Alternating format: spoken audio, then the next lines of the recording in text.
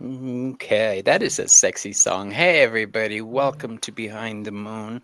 I am Bobby. I am one of your three hosts. I am with Wild Raven Tarot. May I introduce my friends?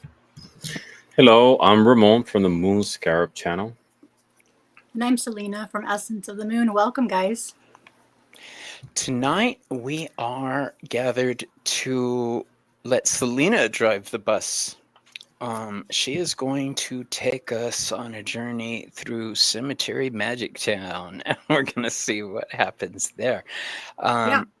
But first, before we start saying hi to everybody, I pinned a comment at the top of my part of YouTube where it says, please type the names of ancestors or spirits that you want to honor on tonight's live, since we are talking about cemetery magic. So if you guys want to start putting in the name of your ancestors, or even if it's your pet, you want to honor them on tonight's live, please go ahead and do that. Love it. Wonderful. Yeah. So I changed the font size on my computer. So if I screw up anything, it's because I'm not familiar with everything yet. I should have done this earlier in practice. Yeah. So let's say hi to a few people. Oh, look who the first name is. Miss Tarot D. Hello, my Hi, beautiful Mr. lady. What up, chickie? You've been on my mind all day. I know you've been going through a tough time. Miss Joey Potts, the Veiled Cottage Witch. If you're interested in some really good metaphysical products or booking an energy reading, Joey's information is in my information. Can I be the model of her product? Oh yeah, Ramon's got some too. So does Selena. Yeah, so we have Back Off Bitch. Amazing scent. And we have right here the Third Eye. That's both great. The jam. They're both great. That Third Eye is my favorite. And I will tell anybody who will listen about Joey. Joey and Chris Butler. That's usually what's coming out of my mouth. And when I'm not with you guys, it's Selena and Ramon. Selena and Ramon. Look who's here, Miss Lexi. Hi, Lexi. Congratulations. She's now like a YouTube partner. Oh, yeah, Mama. Nice. Yesterday or this morning. Congratulations. I just got that too, honey bunny. Congratulations. It was awesome. I think I'm about to hit 600 subscribers, and that's a lot for me. I'm so happy about it. Joan Miranda. No, you don't say it right. Joan Miranda! You have to say it like that. With gusto, con ganas. Come on. All right. Let's see who else is here. We've got people trickling in. We are simulcasting on 3 channels. So we've got Faye the Forest. What Hello. up? Yadira. Yadira. Her and I have been chatting up until like 10 minutes ago. Really? Yeah. I thought of her when you were showing the marigolds behind you. Yeah. Of course, Maru is here. Madame Maru's House of Cards. Maruta is the best mod in the biz. Witchy best friend. Hey, Jess. Annie.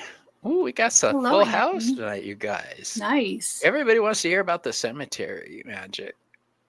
Let's see, who else am I missing? If I miss your name, I apologize. Hey, Javen. Javen, that is still a badass name. I think of the crow every time I see you. Rebecca Joe. What up, Rebecca? Girl? And Box Lady DJ.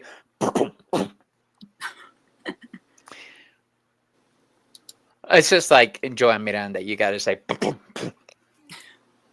Okay. Oh, Julie is here. Julianne read with me the other night. It was so much fun. It was a fun live, guys. It was a hoot. Yeah, she made some her own beautiful cards. She really did. She's going to start doing her lives again, her solo lives, starting, I believe, this Saturday. So good for you. KL. Hey, KL. Blue looks good on you. Lulu is here. What up, Lulu? How you doing? Rebel Pegasus. I That's love. a beautiful name. Yeah, Rebel Pegasus. It fit Yeah. with Wild Raven. I Yeah. like. It's a beautiful name. I think for now We have Iron Fire Horse. Iron's here. Where? I'm not there yet. Hold on. They're above Rebel Pegasus. Wow, chat's jumping. I turned my back and there's all kinds. Okay, Iron Fire Horse is here. I don't see you, but Maureen's here. Maureen D'Amico. Yep. Yep, I see Maureen. At least on my end. I'm not sure what's going on your guys' end, guys. I should be able to see them, but if I can't, I apologize. We are simulcasting, and this is I don't know what just happened to the camera, but we're doing the max headroom thing. That was kind of cool. Did you see it? I don't know. No, it's just me then. My camera's going doot doot doot doot doot like that old max headroom. Yeah. All right. But for now, you guys, as people trickle in, why don't we hand the stage over to Selena? You can leave all three of us up. I don't have any visuals for anybody today. Your visuals are these three beautiful faces in front of you. All right. Cool beans. In that case, we'll put you right between Good luck for cemetery, for the topic of cemetery, right? You could be the queen bee and Ramon and I will be your drones. Sorry, I've been chewing on mint, guys. So if I have green stuff in my teeth, I'm chewing on yerba buena, guys. All right, go for it, girlfriend. It's all yours. And I even told you guys I was going to have green stuff in my teeth, didn't I? I was going to eat a salad. I did. Okay. So this is going to be a lot of information, guys. You guys can either pull out pen and start writing stuff or just come back and refer to the live again. I do have a lot of information on here. So first of all, cemetery are places that that have both memory and magic in them. So tonight we're going to step into a liminal ground and a liminal space between the living and the dead. Behind me, I'm going to show you guys, I set up an altar specifically for tonight.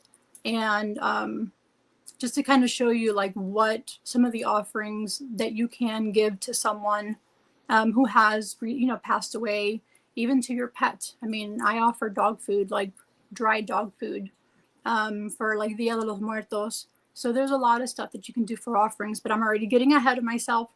So first of all, I'm going to ask you guys, what's the first memory you have of being in a cemetery? Me personally? Yeah.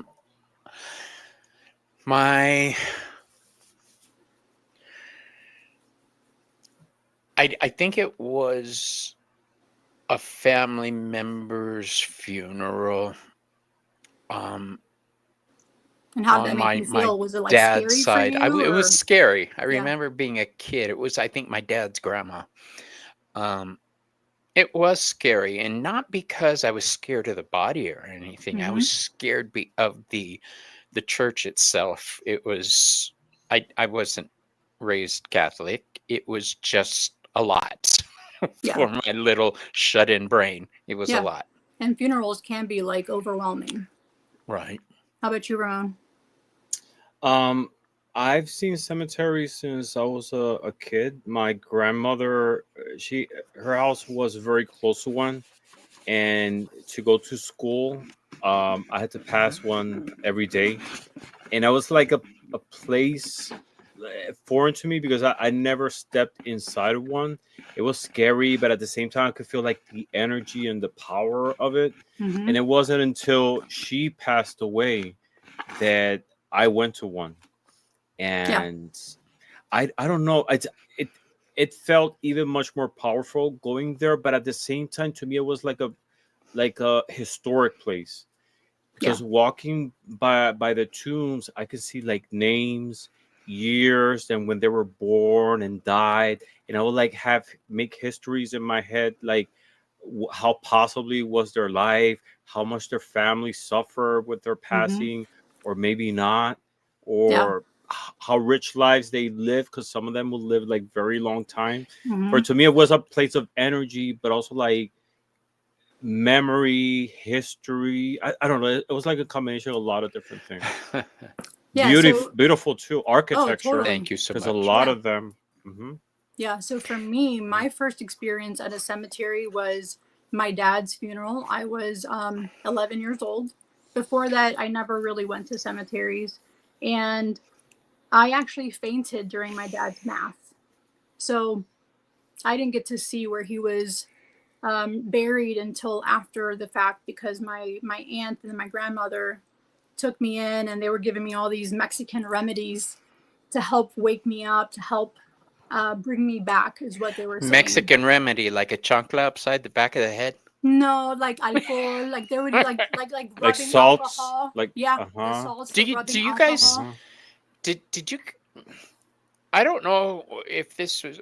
My grandma called it coscoron. It was. Mhm. She'd always say, "You want to Yeah, coscoron," Socorro. yeah, and she'd hit me on the hit you in head, the head. Yeah, and it would hurt with her Yeah. little bony knuckles. Yeah, I Yeah. remember. So that was my first experience, which was very scary for me. But now I don't think cemeteries can, or, I mean, I don't think cemeteries are scary. There's a lot of magic that goes behind visiting such a liminal, quiet place. And it is quiet, and a lot of times they say you should fear the living, not the dead. I hear that all the time. You should fear the living, not the dead. So that's why, to me, cemeteries and the ancestral work that I do is very important. Like Ramon was saying, making up stories of those people's names and how long they lived. And it was almost, I feel like when you just said that, Ramon, like you were bringing them back to life. Like you were giving them a story, a meaning, a history that they probably didn't have before. So I think when knowing your imagination, you probably thought up of the best things ever, and it probably made them smile and made them happy. So Yeah. that can be like a sort of offering. You offered them your time, your energy, making up a story for them, and I think they probably appreciated it. So that's why I was asking you guys what your first memory is of cemeteries and why I feel that they are very important. I personally, after I pass, I don't want to be in a cemetery, but that's just my own personal preference. So hopefully whoever is there to do all of that follows my wishes, or I'm going to come and haunt them. Yeah, I doubt that they're going to. Hey, what's up, Harrison? Haven't seen you for a while. That's my apprentice boy. How you doing, Bubba? I after a while, I've never actually been scared of cemeteries. When I became a teenager, that used to become the hangout for my small group of friends, because nobody ever was went there. Nobody Yeah. went there, Mhm. and being a young group of wannabe teen witches, it was cool and groovy, Yeah. And we did used to party at the graveyard, and we would always pour something out for the homies. We weren't rude. Yeah. So that's one of the offerings. Yeah. Okay. So we're going to go into cemetery history. So we're going to go all the way back to ancient Egypt. So as we all know, we were just in ancient Egypt with Ramon. He just took us there. Ramon, she's coming for your gig, bro. I am. So Just connecting. I know. So for them, there's like tombs as portals to eternity. Their beliefs were that tombs were a permanent home for the Ka, or life force, and the Ba, the soul. Please correct me if I'm wrong, Ramon. So not just a resting place for the body, but without ongoing offerings, the Ka would weaken, causing unrest in the spirit. Is that correct? Yes. Yeah. So the offerings that they had were like bread,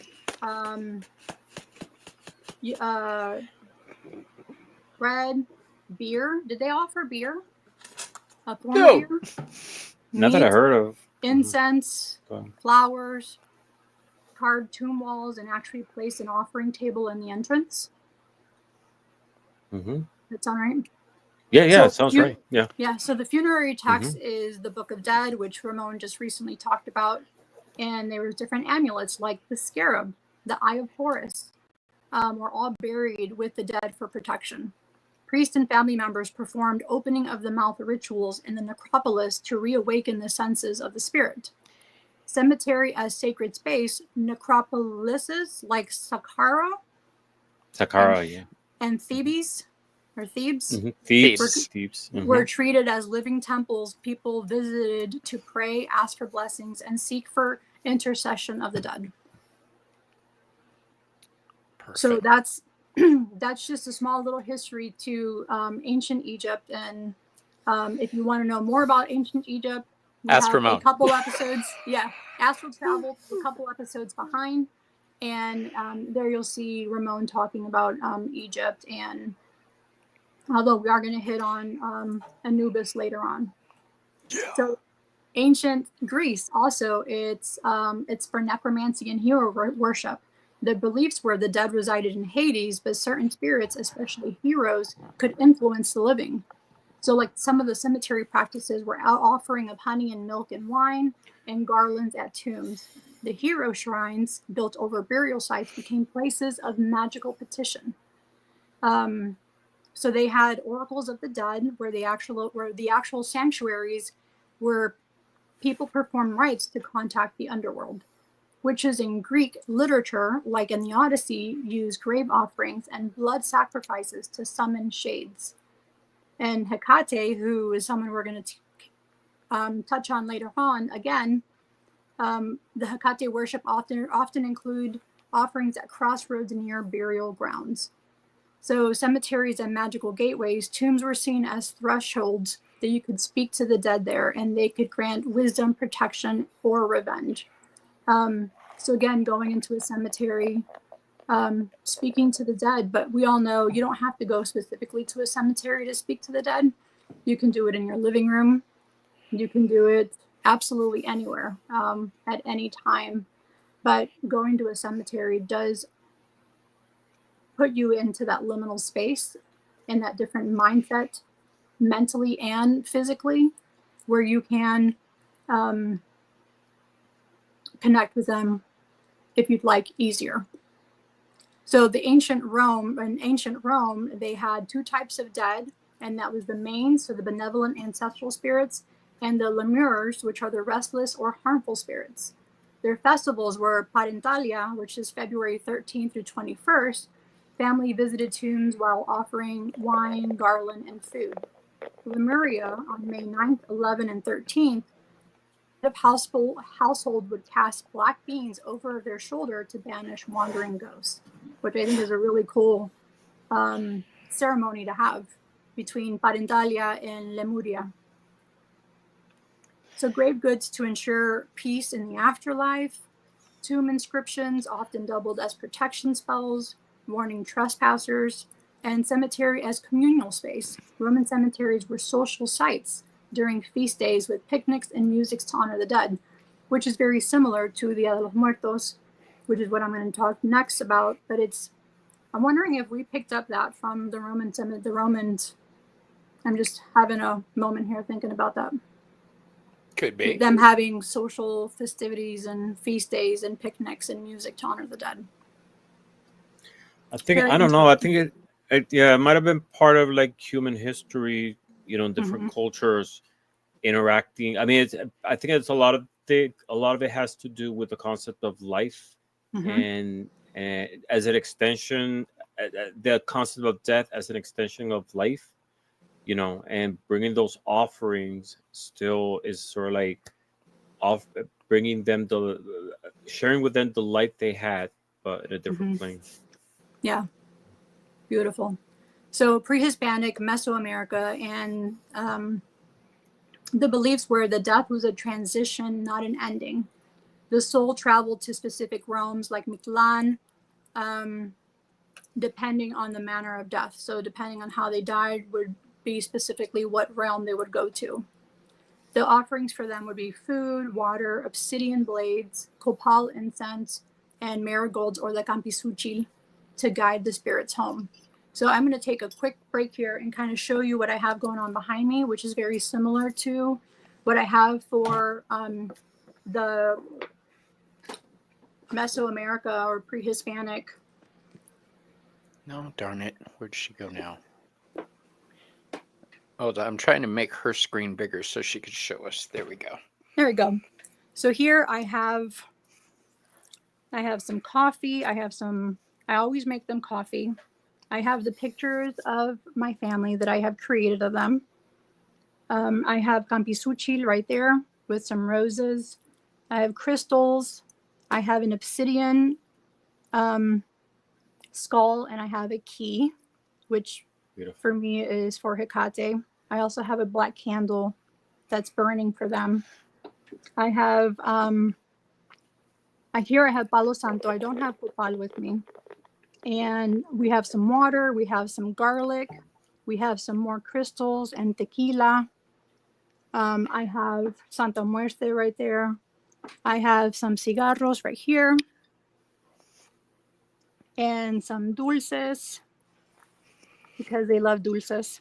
Mm-hmm. And another Santa Muerte. But to me, that is one of the ways that I like to honor them. And I'm also burning cemetery fog incense sticks to make me feel like I'm at a cemetery right now, as well as I recently made a oil called Witch's Cemetery that invokes the scent of being in a cemetery and communion with your ancestors. So that's how much they mean to me. You know, that's it. It's in my everyday work. And I think it's beautiful when you're able to honor them at a cemetery or anywhere else. So back to the pre-Hispanic Mesoamerica, they had burial bundles often contain amulets and spells for safe passage. The shamans would perform graveside rites to ensure the deceased could cross successfully. But we also, being Catholic, and it was a heavily, we were heavily into Catholicism, thanks to the Spaniards coming down. But we would do a novena, or a 9-day rosary prayer that was done with, like, everybody in the family would all sit there and do the novena every evening for 9 days straight. So that's another way that we would help them cross over successfully. We do have, like, the Dia de los Muertos. We also do family decorated graves. So they're not just like a little burial spot. They're like mausoleums where they put multiple family members in there. Hello. Oh. Welcome. Okay, so the next one is Celtic and pre-Christian Europe. So like mounds, spirits. Oh, I just heard Joey's ears perk up. So they had burial mounds, or the seed, I think it's SIDHE, seed. Portals to the other world and ancestors, thank you, became part of their land itself. They had their offerings were seasonal feasts, mead, weapons, and clothing buried with the dead. I do have mead on my altar as well. The Druids, or the cunning folk, used burial mounds as places for divination and prophecy. And even to this day, it's still used for that same thing. When I recently visited Scotland about a year ago, there were many burial mounds and other types of spiritual mounds that were used for divination, for communing with spirit, with Driving. with the fae folk, and that was just absolutely beautiful. For them, the cemetery is also considered a liminal zone. The burial grounds was a place where the living could cross into a realm of fae, gods, or spirits, not just the dead. We'll make sure of that, Ms. Taro D. So ancient China, the tomb, feng shui, and ancestral veneration. So they had proper tomb placements, ensured harmony between the living family and the spirit world. Offerings were joss paper, which I have right here. Mm-hmm. Seen those. Yeah. So this, even though I'm not Chinese, I like to send them money in the afterworld. So I do burn these for them. You're gonna True say something, story. Bobby? Yeah. And I'm looking to see on the comments. See, and it's not just like how the Chinese notes. I also have it with this kind. But this is all considered Jaws paper.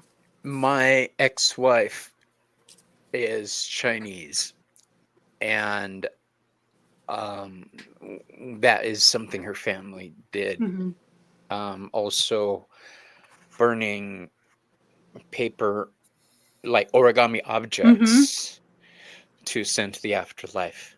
Yeah.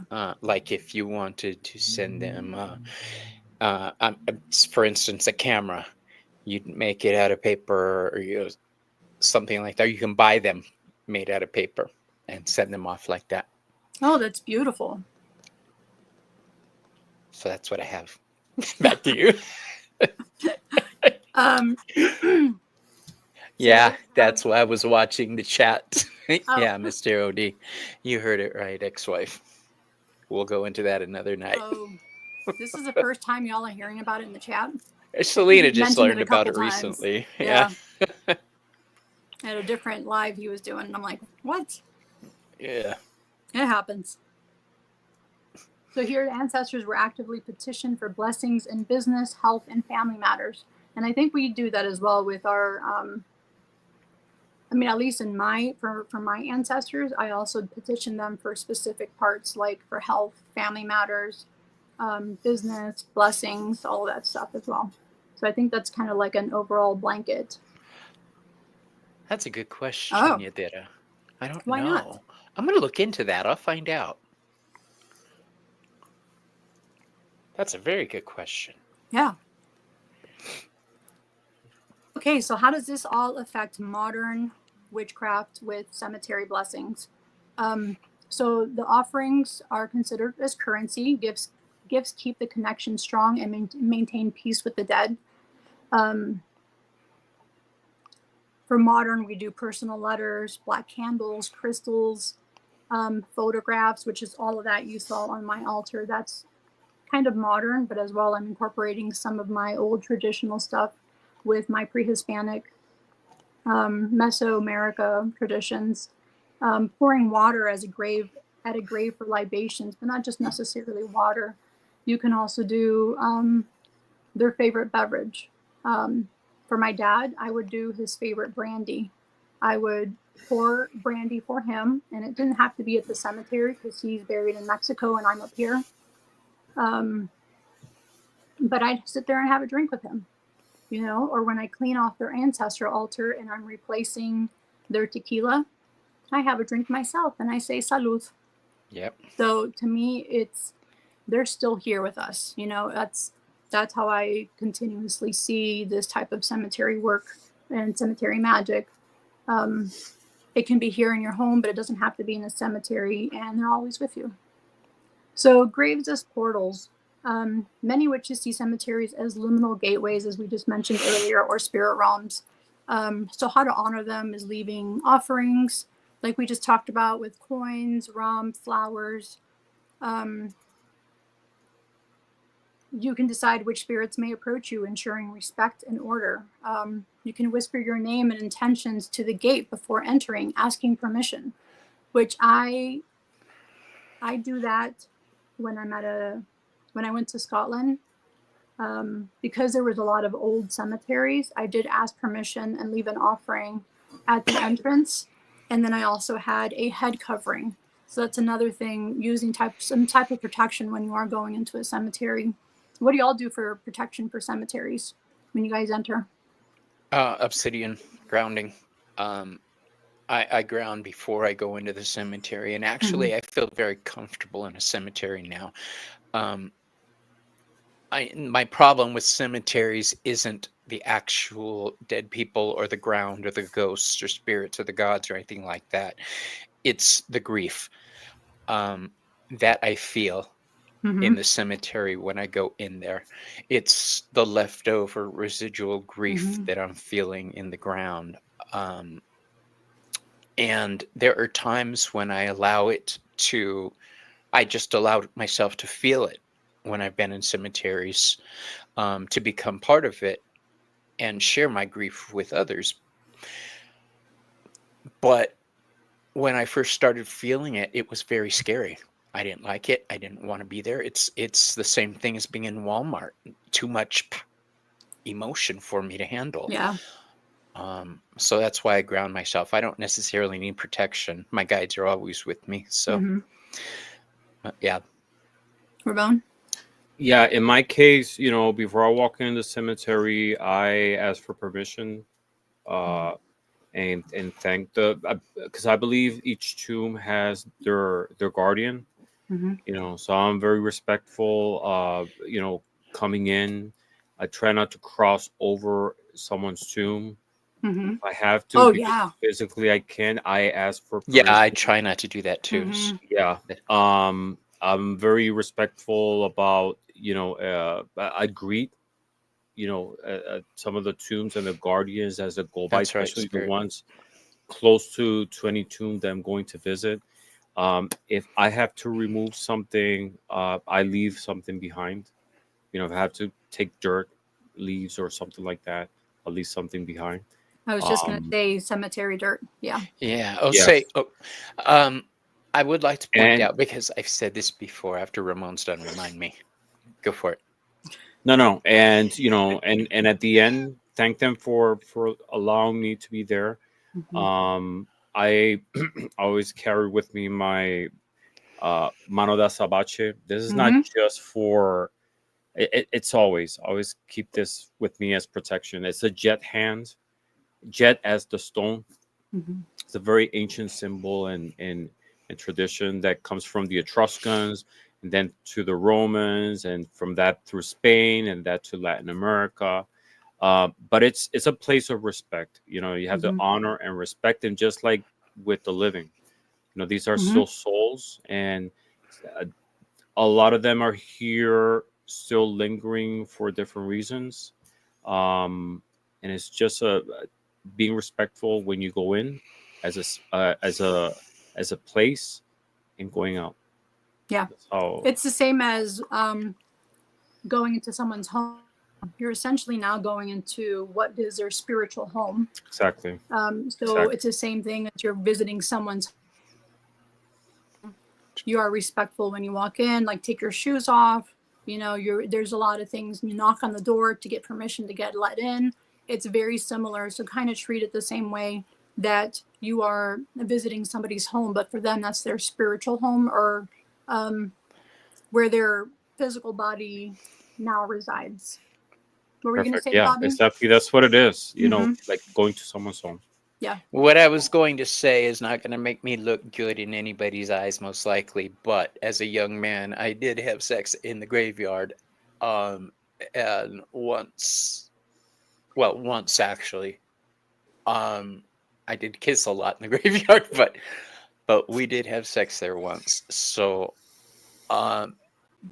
when you're young, you'll do a lot of things you wouldn't do as an adult. Looking back, I'm like, okay.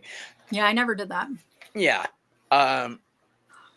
Like I say, I was a rebellious young thing. If I met somebody like me now, if the me now met the me then, I would definitely sleep with me, but I wouldn't turn my back on me. Yeah, I was not a good guy. I was off my meds for a long time when I was young. I didn't know I needed meds, and that was the problem. I was undiagnosed. So I want to throw that out there. Bobby's under control now.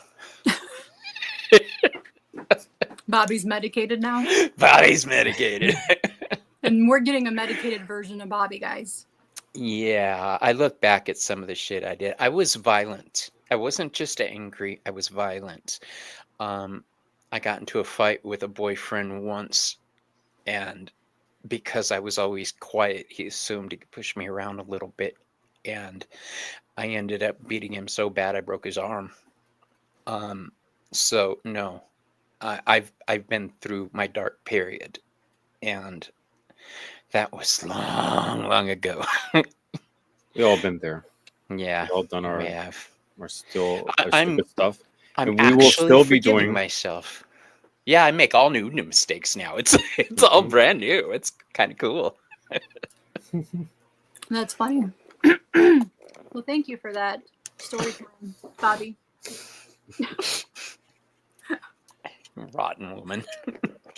You're welcome. Okay.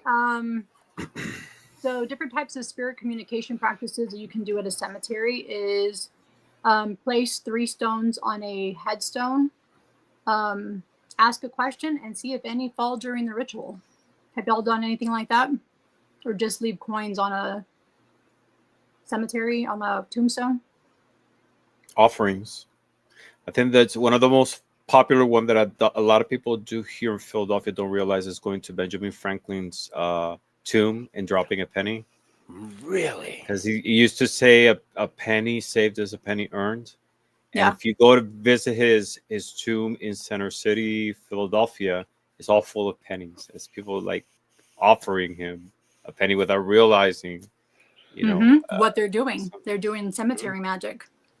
I've Exactly. done the offerings at Marie Laveau's grave. Mhm. I've done the red X's, which I don't think you're supposed to do anymore. Anymore. No, they Yeah. stopped allowing you to do that. But this is, gosh, I was 15. I'm 45. I'm 56 now. Yeah, that was You're that was a 56? long time. Yeah, 56. Oh wow. I'm older than both you guys.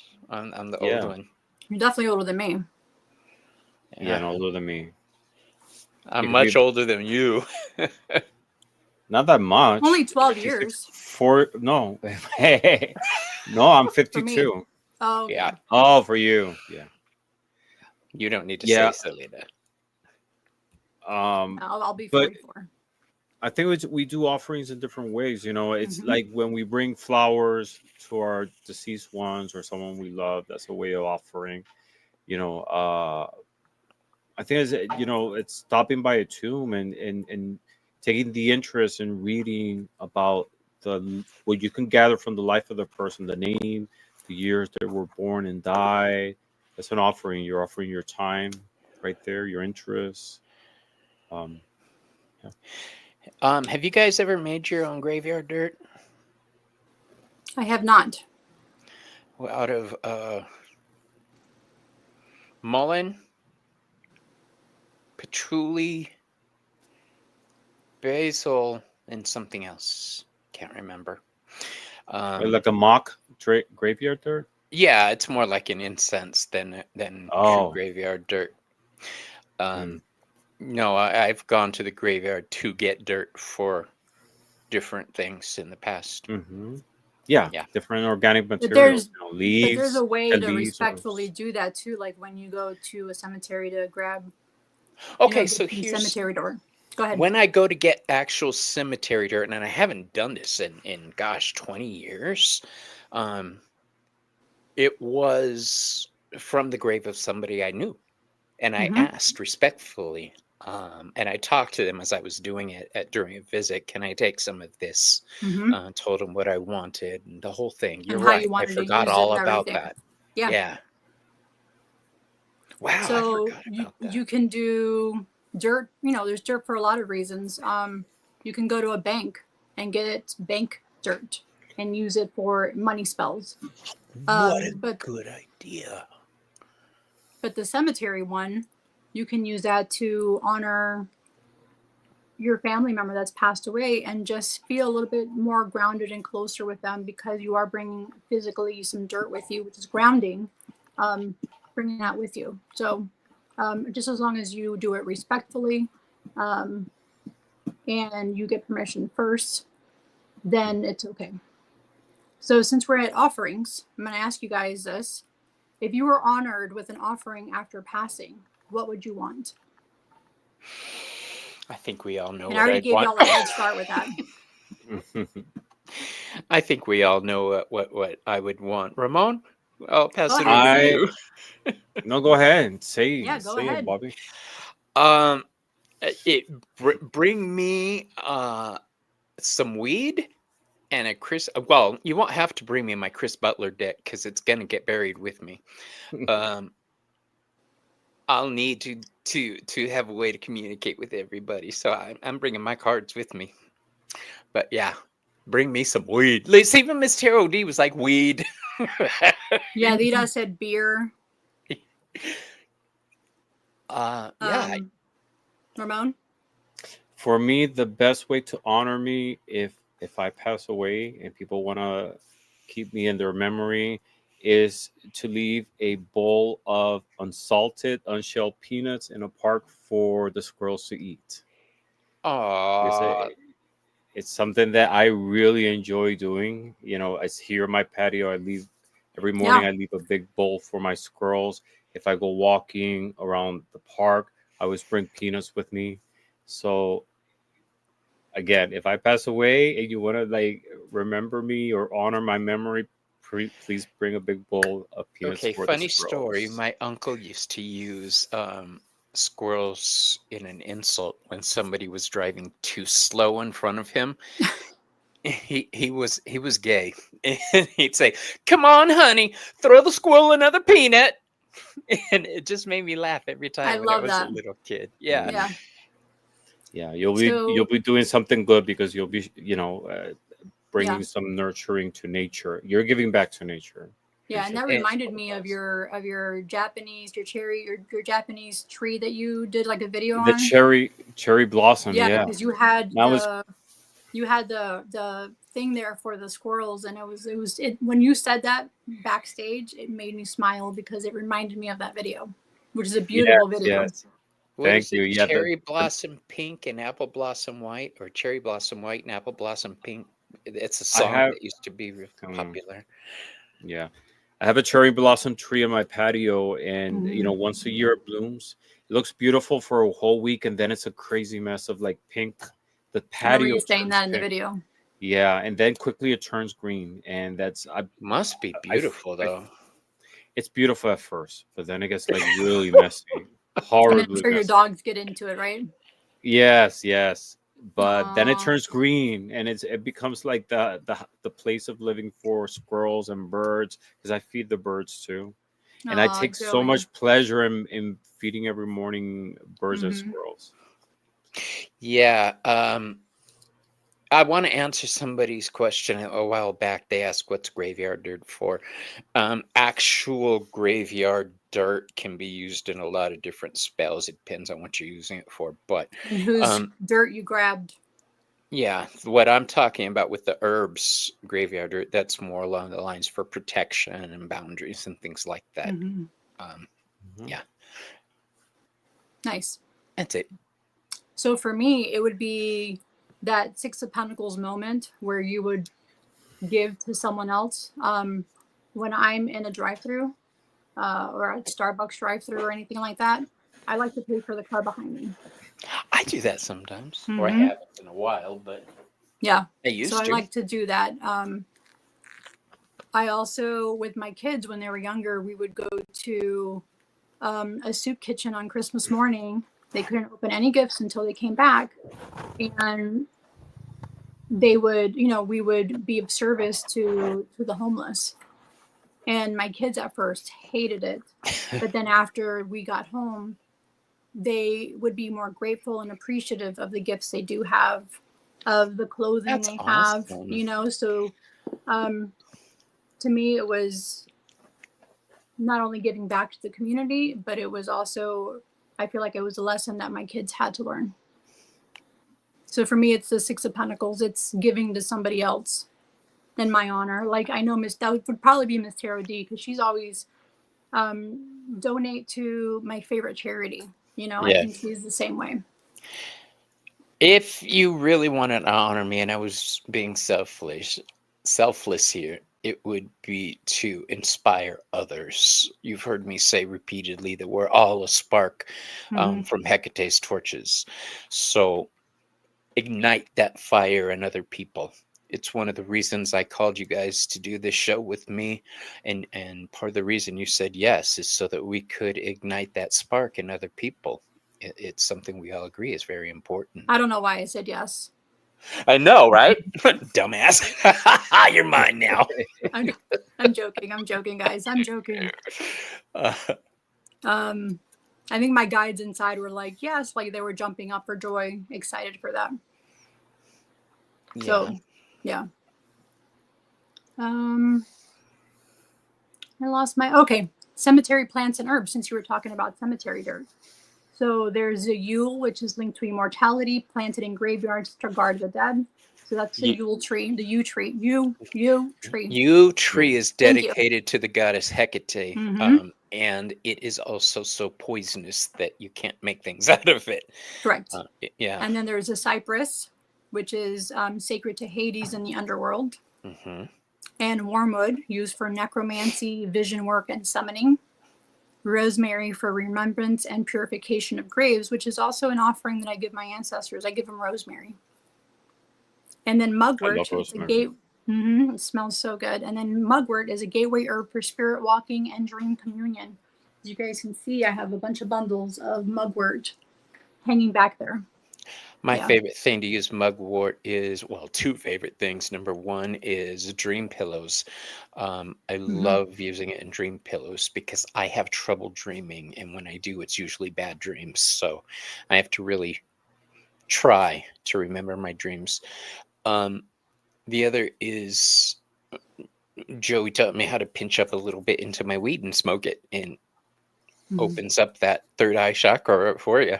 Yeah. So you're really like awake, huh? Ow, Ari!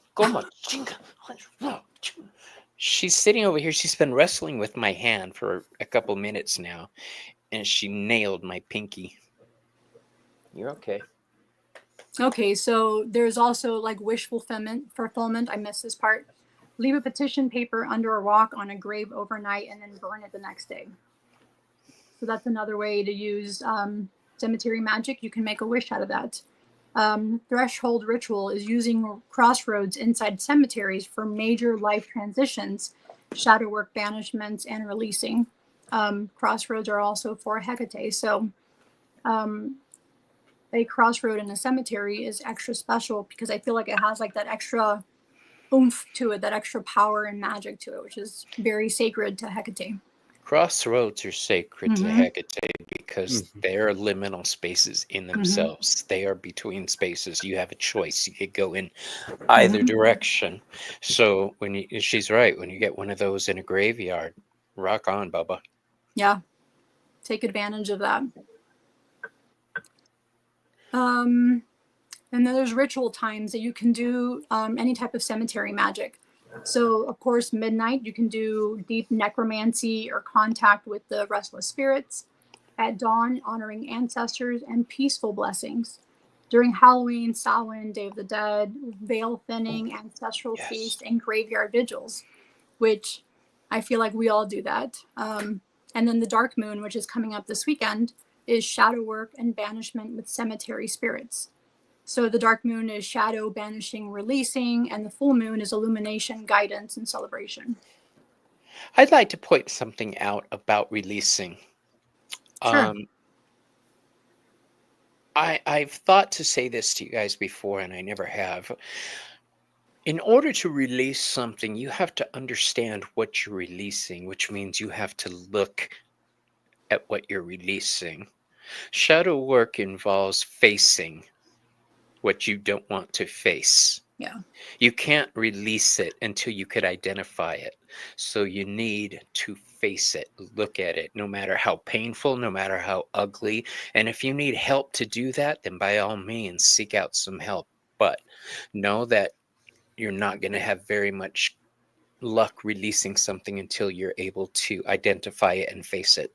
I just wanted to throw that out. Thank you. Okay, so I'm going to go over, there's a bunch of different deities that are associated with the dead. Let me pull up. So we have like Santa Muerte, Hecate, Anubis, Baron Samedi, Maman Brigitte. Those are just a couple that you can reach out to if possible. I know some of them you cannot because, for example, Baron Samedi is part of that voodoo, the Lola, as well as Maman Brigitte. And that's more of an initiation into that, I guess you'd want to call it religion. Yeah, into that Yeah. path. Yeah. You don't want to try to open that door unless you're skilled in that. Mm-hmm. Yeah. So he's known as the death and resurrection, guardian of cemeteries, ruler of the crossroads of the grave. His name Samedi means Saturday in French, and the day is associated with death and burial. His appearance is often depicted wearing a black tailcoat, top hat, dark glasses, cotton plugs in his nostrils resembling a corpse prepared for burial, and his imagery blends European funeral garb and African ancestral symbolism. His personality is he's witty, bawdy, playful, mischievous, known to use vulgar humor, laughter, and shocking words to remind humans of their mortality. At the same time, he is fiercely protective, granting healing, resurrection, or removing curses when honored. Different types of symbols and offerings for him is rum, often spiced with hot peppers, cigars, black coffee, crosses or ritual symbols, black goats or roosters in traditional rites. His colors are black, purple, and white. And his family, Baron Samedi, is part of the Getty family of Loa, or spirits of death and fertility. He's often paired with Maman Brigitte, his wife or counterpart, who guards the graves of women. His spiritual role in cemetery magic, he's the guardian of the graveyard, as I said. So no graveyard working is considered complete without acknowledging him, as he rules over who may pass into or rise from the grave. So healer and resurrector. Paradoxically, he is also called to save people from death, particularly children, which I find interesting that he will particularly save children if it is not yet their time. So probably with an illness or an accident that happened.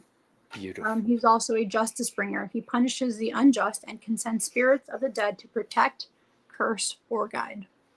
Hence why you need to be careful if you are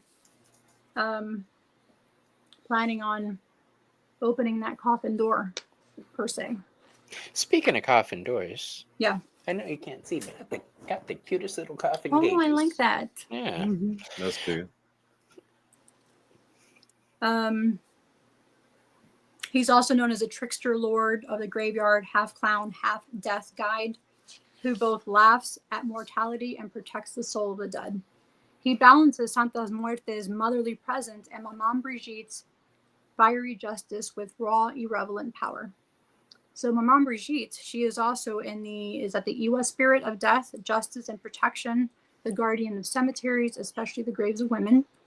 Her origin, unlike many voodoo spirits who trace back to Africa, Maman Brigitte is thought to have Celtic Irish roots linked to the goddess Brigid, carried into the Caribbean through Irish indentured servants and blended into voodoo cosmology. This makes her one of the few voodoo spirits of European origins.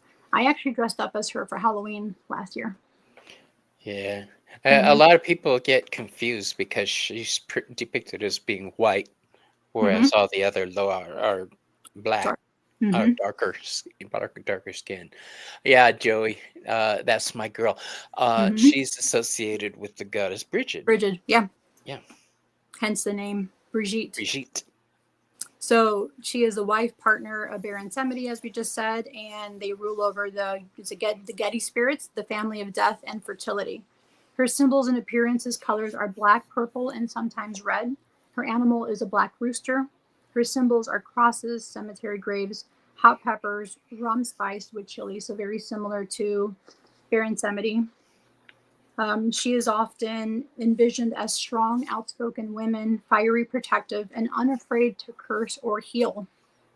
Her roles in cemetery magic is she protects the forgotten, neglected, or unvisited graves, which unfortunately we come across very often is having an unkept or neglected grave, which is another way to honor them is by cleaning it up. You know, take a a brush and some soap and scrub out their headstone. There's a saying in Chinese, cleaning. He works like he's cleaning the grave of his in-laws, meaning not very hard. Oh, because it's the in-laws? Right. That just Yeah. reminded me of that. Yeah. Yeah. I watch a show called QI from London. Hilarious show, all about facts and comedy. You guys should check it out. It's on YouTube. She's also a justice bringer. She specifically, she fiercely punishes cruelty, abuse, or injustice, particularly against women and the vulnerable. She's a healer and defender. She can heal or defend her devotees with fiery power. And her energy, she is known for her association with fire, hot peppers, and rum. So that's the fiery energy that she brings. And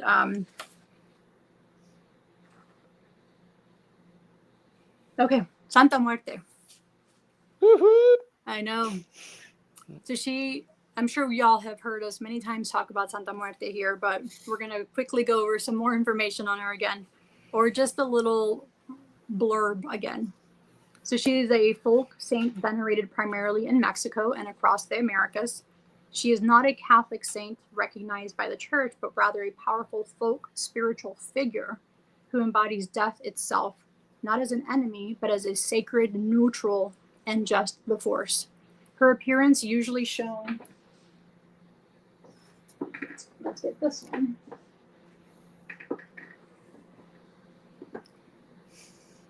Love it. Mm-hmm. Her appearance, she's seen as a skeletal woman dressed in a long robe, often red, black, white, gold, or multicolored, depending on what it is you want to petition for. She carries symbols like the scythe, cutting away obstacles, severing negativity, and representing the harvest of life. She has the globes or the scale, balance it, and that's for balance, for justice, and her power over the whole world. Her lantern, light in the darkness, guidance for lost souls. And her owl, it's her messenger. She will normally send an owl for me to let me know that she wanted to work with me. And that's something I had asked her to do, is send me an owl. And she did. To me too. Several times. Yeah. I told you guys about my owl story. At Halloween one year, there was an owl in a tree across the street, a white owl at night, and I was handing out candy. White owl? A white owl, and it flew towards me like it was going for my face, and then about a few feet above me, it just went right over my head. And it drove me crazy for the next 6 months trying to figure out what the hell that white owl meant. You know? What do you think, Ramon, that meant? It depends on what was his experience afterwards. We moved. We bought a new house. That was your message. It was a big message that change was coming. Yeah. There you go. It happens. So her roles in cemetery and death magic: she's the guardian of souls. She protects those who have passed and comforts the grieving. She's the protector of the living. Devotees call on her for safety, justice, healing, and guidance, to name a few. She's a worker of miracles. She is petitioned for love, money, protection, health, revenge, or spiritual power. We have a winner. The owl was delivering my Hogwarts letter. It was right though. That's how I'm going to tell it from now on. So, and then, unlike many deities, she is not good or evil. Death comes to all equally. And Santa Muerte is seen as fair and honest because of this. So it's just she's your reminder that death comes to you in it comes to everybody. No one's going to get saved from that. Her white color is purification, blessings, and peace. Her red is love, passion, and family matters. Black, protection, banishing shadow work. Her gold is wealth, success, abundance. And these are all different aspects of her. Or you can get like a Santa Muerte statue that has all the colors on it, and that would be the Siete Potencias. Like this one. I like that one. Yeah. and that has all the colors and can be used for a rainbow, like an umbrella of what it is that you want to use. So that would be like her all blessings or total devotion. The green is for justice, legal matters, and fairness. Blue is wisdom, healing, communication. Purple is spirituality, transformation, psychic power. Offerings in cemetery magic for her would be flowers, especially roses, marigold, or lilies. Yeah. Cigarettes, cigars, or incense. So these are here. I love that show. Yeah. These are her cigars that you use for kind of like purifying and cleansing her statues. That's what I use it for. Do you do cigarros? Yeah. No, I use cigarettes, like regular like cigarettes. Okay. Yeah. And it's not just because I mean she's a smoker, but tobacco has been an ancient offering, in different cultures for different for the longest time to deities, and for some people the easiest way to access tobacco is through cigarettes. Yeah, like for me, my grandmother, an offering that I would give her is to go and buy her cigarettes. Because when I would go visit her in Mexico, she would say, Selena, can you go buy me, in Spanish, can you go buy me 3 cigarrillos or 3 cigarettes? So to me, like my grandmother was a smoker up until she passed away. So that to me would be one way that I remember her by, or it would be an offering, is to give her coffee and cigarettes. That's my grandmother. Yeah. So she'd also likes tequila, mezcal, rum, or coffee. Apple candies or pan dulce, and candles in her sacred colors. And then, of course, water. Does everybody know what pan dulce is? Refresh the dead. Sweet bread. Mexican sweet bread. Yep. So like conchas, anything like that. Any of the Mexican sweetbreads. Okay. So now we're on to Anubis. So he's an ancient Egyptian god of the dead, embalming cemeteries. His name in Egyptian is Inpu or Anpu. We both look at Ramon. I know. I look at Ramon for like. No, you did good. You sounds good. You did it right. To tell me it's okay. Second. Because he's like he's the professor in this. He's a professor. His appearance is usually depicted as a man with the head of a black jackal, or sometimes a full black jackal. The jackal was associated with graveyards since jackals roamed near tombs. The black color represents both the fertile soil of the Nile and the idea of rebirth through death. His titles were Lord of the Sacred Land, Guardian of the Necropolis, and Opener of the Ways. His roles in death and cemetery magic was he was a protector of graves. Anubis guards tombs from desecration and protects the bodies of the dead. Embalmer and mummifier. He presided over embalming rituals, helping the soul transition. Priest of Anubis even wore jackal mask during funerary rites. You're going to show a statue? No, I was putting the statue back in the altar. I have the altar right in front of me here. And then Psychopomp, guide of souls. He leads souls into the Duat, or the Egyptian underworld. Did I say that right? Yes, you did. Every time I hear that, I think 60s music. Duat, duat.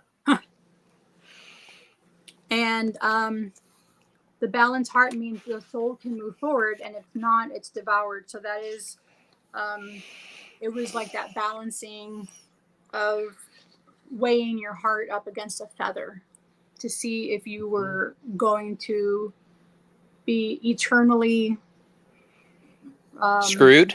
Yeah, eternally. Like that was the end of you, or you were going to have an afterlife. And if you'd like a better idea on the Egyptian afterlife, check out our show that we did on the Book of the Dead with Ramon. That was a good show. Yep. We went in detail, symbols, like different stages. Yeah. Yes. His symbols are the jackal, the scales, the ankh, the flail, and mummy wrappings. And his colors are black and gold.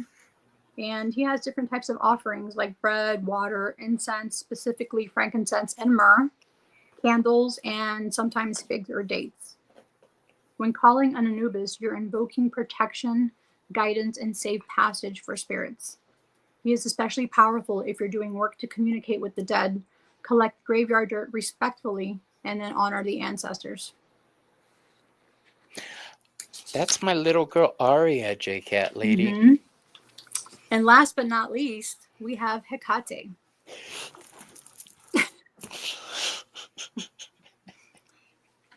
So let me just grab one. I'm never going to grow up, am I? No. Ever, ever, ever. No, you're not.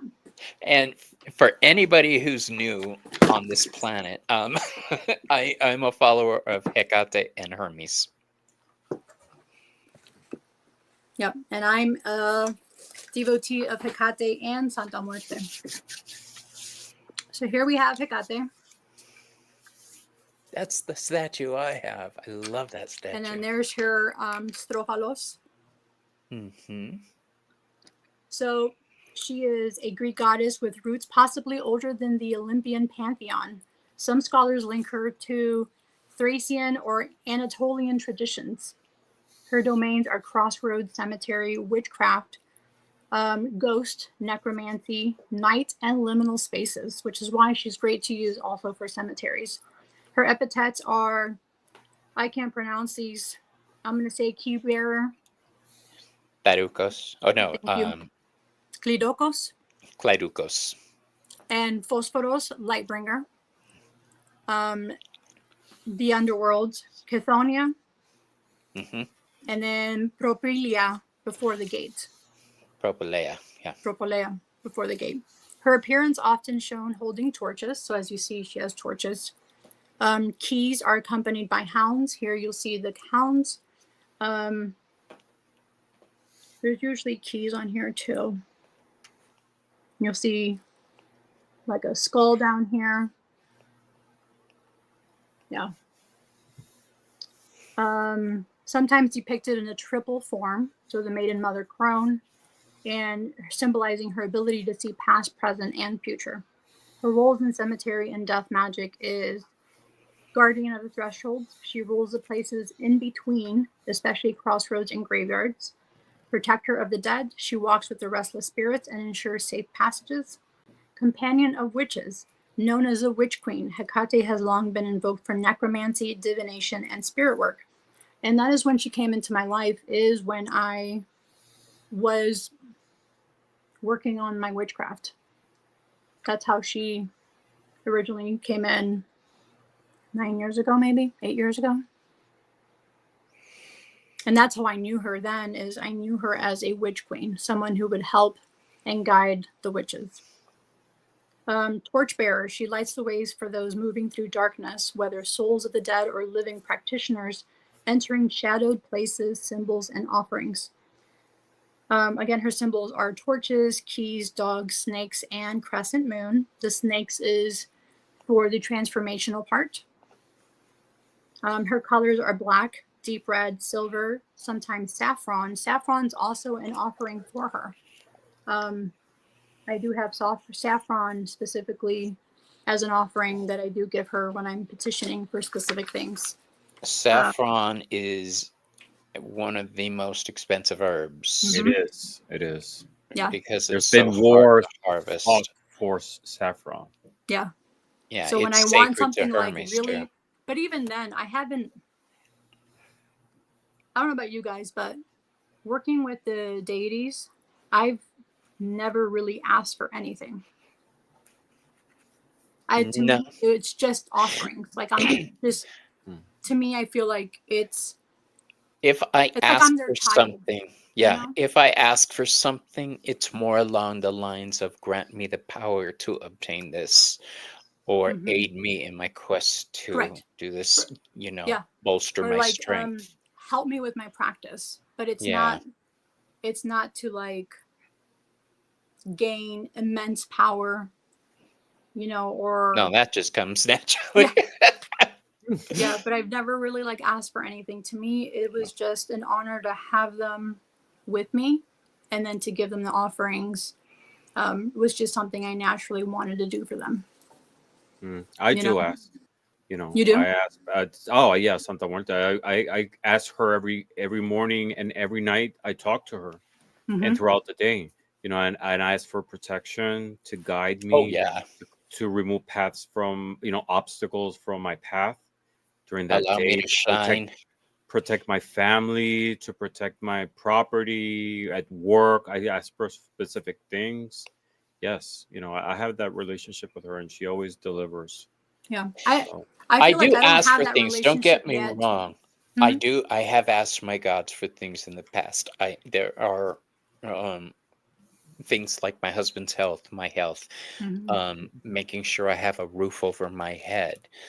There was a point where I wasn't sure what was going to happen with our living situation 10 years ago, because I got I sick. remember you saying that, and now you have a house. Yeah, I mhm. thought I was going to be homeless again, and then now we have a house. But so I do ask for certain things, in Mhm. addition to help me ignite the fire in others, help me Mhm. shine, give me enough energy to do this. So yeah, I guess if you're looking at that like that, yeah, I Mhm. do ask for Yeah. things, but I don't get greedy. No, I no. don't It's Mhm. I Yeah, start my prayers by thanking first. You always, know, always, always, thank you for my always, day. always. Thank you for life. You know, Thank you for my for health. letting me For, Mhm. talk about you know, you online. it's very extensive. You know, the things that I thank her for, and at the same time, yeah, I ask her, you know, for her guidance. You know, because deities, they have a much wider vision Mhm. By Joey. of our life, or the world, you know, of our path ahead, you know, just to help remove these things. You know, as that I have that relationship with them, you know. I Yeah, depend a lot on her spiritually, and you know, I feel comfortable having those conversations with her. yeah. I mean, I don't go around asking for a new Porsche or I don't know. No. plastic surgery or cheek filler in my ass or anything like that. But I have no problem asking to be protected, like Ramon's saying. Mhm. Yeah. You know, like Nice. earlier before the show, you know, I was thinking, I don't know why, like I asked her for to re, you know, do not permit animal cruelty. I don't know why. I was talking to her before the show about that. Like, animal cruelty came to my life, and I was asking her to like eliminate that pain from the world. You know, do not allow that to happen. Yeah. Not that something specific. Yeah, I saw something specific. It's just came to my mind. Oh, I Mm. see. Her tomb is right here in front of me. We're on Her, YouTube, her obviously, and I see some horrific news stories about people doing things to animals. Oh And I gosh. try to yeah, I try to stay away from that, because that stays with me, and it affects Mhm. me. well, it's in You my know, algorithm because I like the Karen videos getting taken down by the cops. So all the other videos, legal videos, make it into the algorithm too. yeah, I've been avoiding face that pops up a lot in Facebook. I've Hmm. been trying like avoid TikTok or Facebook, and that stuff. Not because I want to bury my head in the ground, because these things happen, It has an but you know, effect on I our don't. well-being.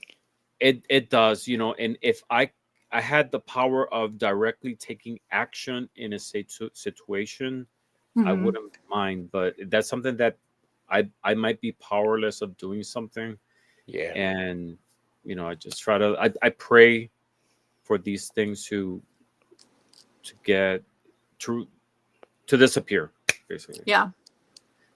You know, And that's a good petition or prayer to have, especially because I mean, and then not only because they're animals, but you're also vegetarian. You don't want to harm or eat an animal. yeah, yeah.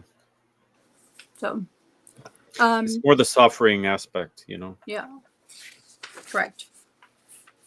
So you can honor her during the dark moon, which is coming up this weekend, and leave a deepen or a deepen meal to honor her. Um, Hecate is a liminal guide. She often she opens the gates of graveyards, stands at the crossroads, and lights the path for spirits. Calling on her creates a protective and guiding current, especially when you're doing shadow work, ancestor veneration, and necromantic rites. So those are the deities or the gods that I wanted to specifically touch on for these gatekeepers. Another death god who I take into account and I've actually worked with in the past is Kerberos. Cerberus, Mm-hmm. the three-headed dog. He's also a Titan Yeah, and at the god. crossroads with Hades. Yeah, and Hecate. Mm-hmm. And So Persephone, she's another one that you can. Yeah, I'm there's a lot starting to of. work with Persephone. I'm learning about her journey right now, that she's not just the victim in the epic tale of Hades, but she is actually part of the story of transformation and empowerment. What I'm learning is so beautiful. I'm going to do an epithet show on it. On Persephone, yeah. Oh, nice. That'll be good. Oh, what I didn't know is that there was an episode of Buffy when Evil Willow was going to destroy the world, and she was praying to Proserpina. That was Persephone. I didn't know that at the time. Now I know who was on Buffy. Yeah. Another pop culture thing. There's so many death-related deities. You know, that you can work with. Many of them. You know, we We talking. have Osiris. Osiris is one of them. We have Yama, Kali. There's a bunch of them. Yeah, there's a whole list. Yeah, there's a whole list of different deities that you can work with. You know, if you want to work with someone, pick someone that resonates with you. Do your research on them. I mean, that's another way to honor them, and to get it's that time you spend on getting to know them is something that they, you know, is an offering as well. Your time and devotion. One of the things we mean when we say do your research and get to know them is, first of all, find out if there are any limitations on their worship, like maybe with the Baron. You know, I wouldn't necessarily work with him myself. I never have. I'm not familiar with that pantheon. I've heard some stories of people who worked with the Baron and it didn't turn out well for them. Same stories I've heard with other gods, though. It may be that they disrespected them in some way, but you need to learn how to handle that energy. You know, Yeah. it's like handling fire or, like, you know, radioactive material. You have to be careful and handle it properly. It's not that per se they're evil, you know, but there's different ways that you have to, like, properly interact with it. Yeah, some energies are cool and refreshing. Other energies are harsh and dangerous, and you want to make sure you're equipped to handle the energies you're working with. So, yeah, do your homework. Because it interacts with your energy. You know, there has to be a balance of light and darkness, and it depends how are you energetically and how you connect with it. You know, yeah, are you putting? Are you working with unleaded, or are you working with unleaded, or are you working with rocket fuel? Yeah. That's how I like to think of things like this. There's varying degrees. Yeah. So, would you prefer your own resting place to be quiet, a hidden grave, or a busy cemetery with visitors?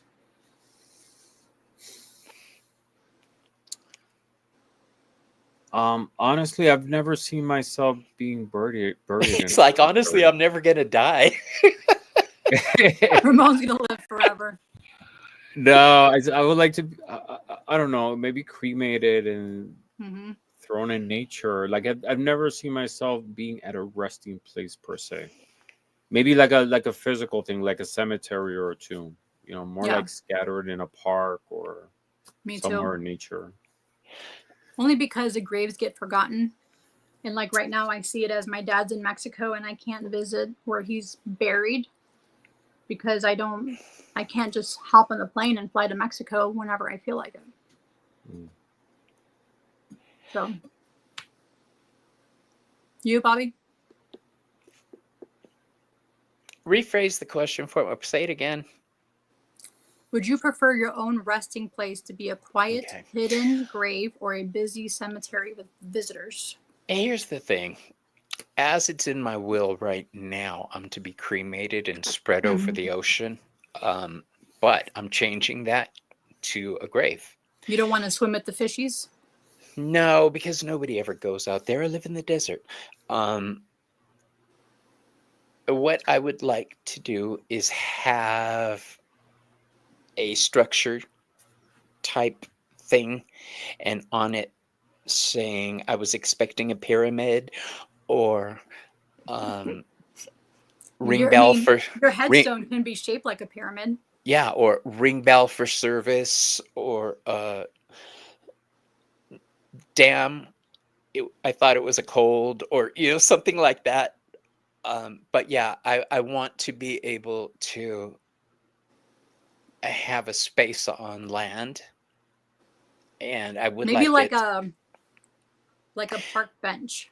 Well, maybe that's a good idea, but I would like something where other witches can come and ask for guidance. So yeah, I want to be one of those witches. I would like to be knock on my tombstone 3 times to wake me up. Mm-hmm. I would like to be sent to space, floating. Really? Yes, forever. The vastness of space. I could just see the story now. Ramon gets jettisoned into outer space, travels for 2 billion years, lands on a planet, and it evolves into a new life form, and he is the god of a new race. Or they clone me, and there's a lot of Ramones in the planet. Little Ramones running around. Little Ramones. I love that. I love that.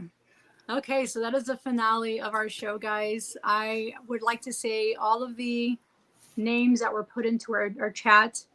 My final words for that is, may all who came in peace return to their place, and may all who leave here tonight be blessed and whole. Thank you guys for being Beautiful. Here. That's right. And before we say awesome. goodbye, Thank you. Selena, do you have anything coming up?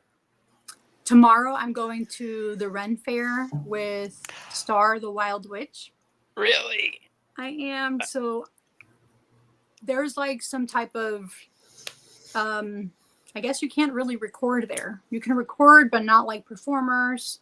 There's like all this whole celebration thing. Yeah. Well, because they sell their merch, that's why.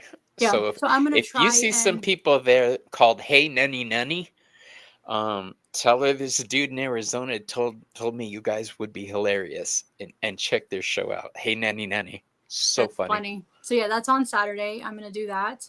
And then the Lenormand deck, the alien Lenormand deck. Uh-huh. She was visiting her family in New Hampshire, and she's actually going to stop in Pittsburgh, and I'm going to meet up with her on Sunday. So I'm meeting up with people from our community, one from New Mexico, and then Star lives like a little under 2 hours away from me.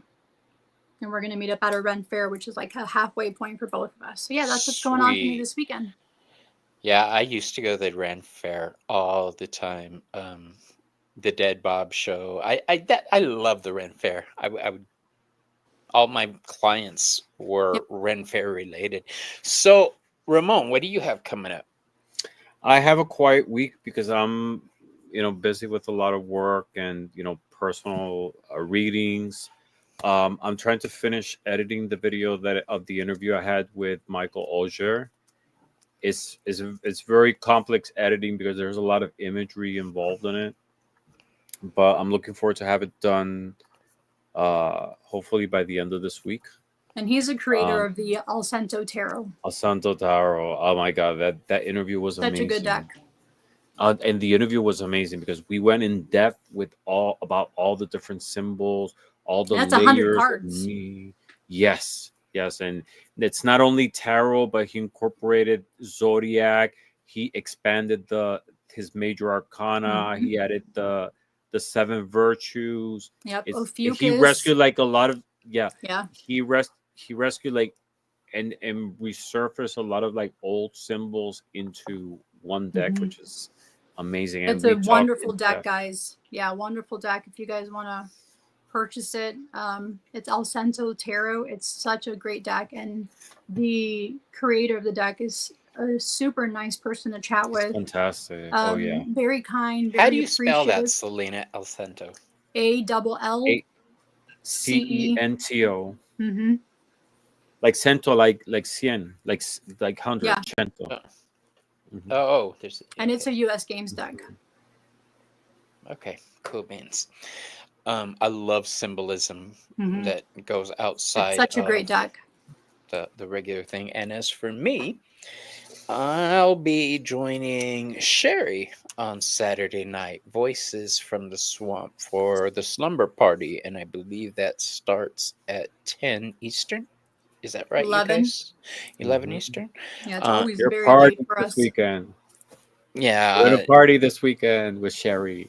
that's right. I have it I easy. partied I'm with on her the last West week. Coast. And I was there the weekend before for the full moon. Oh. Yeah, we're monopolizing. Yeah. We Oh, love so you're that weather. good. So what time is it over there when you're with Sherry? It's early for me. It's only 8 o'clock at night, so I'm wide awake. Oh, that's easy. Look You at can him rub chat it in. all night long. Yeah, by the Yeah, time because she's for starting me it's to like nod, 11:05, and I'm like, For me and Right. you, it's 11. And we're like, oh my God. mhm. Oh, we only have 45 people to read for. And it's like, right? Every time she says So- that, I'm like, we got 45. yeah, that is. So I'll be doing that with Sherry, and then on Monday, I will have the Veiled Cottage Witch on my channel talking about Cernunnos on epithets. So that is something I'm really looking forward to. And then, Who's driving the bus next week? oh, that's me. I'm driving the bus next week, and we're talking. All right, so I follow Hecate. I consider myself not a torchbearer, not a key holder. I consider myself a hound of Hecate. And we're going to go into what that means for me, because it's not a thing, you guys. We're going to, we're going to talk about what I believe a hound of Mhm. Hecate is for me and people that are close to me. And we'll talk about spirit dogs from around the world, Mhm. from Celtic mythology, Like the Cholo dog. like the Cholo dog, which is a guardian of the underworld, and transitioning souls. Or like so the Alebrije. yeah, Mhm. and we'll talk about jackals and Egyptian dogs. Set may make an appearance because, Ramon, what is your opinion on what kind of animal the god Set was? Set. Seth. He looks like a dog, but it's not a dog.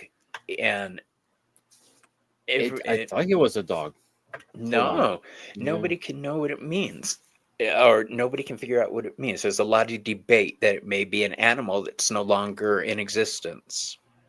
What's that called? Extinct. Exterminated. An exterminated animal.